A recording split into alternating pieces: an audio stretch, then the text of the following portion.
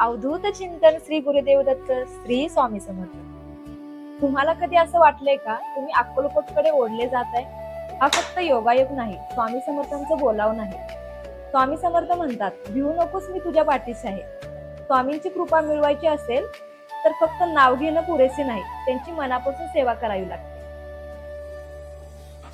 सेवा म्हणजे काय? मोठं काय नाही, दररोज स्वामी समर्थांचं नाव घ्या, त्यांची पूजा करा, गरजूंना मदत करा आणि देवावर विश्वास ठेवा। जेव्हा भक्त मनापासून सेवा करतो तेव्हा स्वामी स्वतः त्यांच्या आयुष्यात येतात। आणि एक दिवस अचानक मन होतं अक्कलकोटला जावं, हेच तर बोलावणं आहे स्वामी समर्थांचं।